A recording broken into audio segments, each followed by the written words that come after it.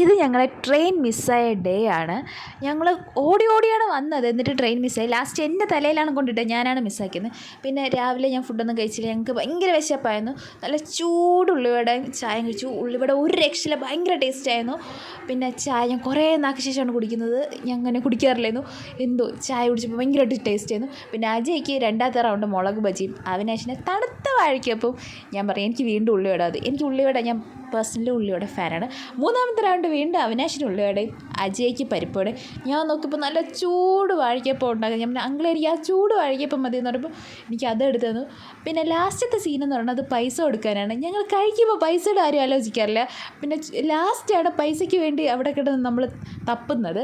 പിന്നെ എൻ്റെ വാഴയ്ക്കപ്പം ഞാൻ എത്ര കഴിച്ചിട്ടും തീരാത്തതുകൊണ്ട് അവരെ ഞങ്ങൾ കഴിച്ചായിരുന്നു. പിന്നെ അടുത്ത് വീണ്ടും ട്രെയിൻ മിസ്സാക്കണ്ടെന്ന് പറഞ്ഞുകൊണ്ട് ഞങ്ങൾ വേഗം പോയി. അപ്പം ഞങ്ങളുടെ ട്രെയിനും എത്തി. പിന്നെ ഞങ്ങൾ നേരെ വീട്ടിലോട്ട് പോയാണ്.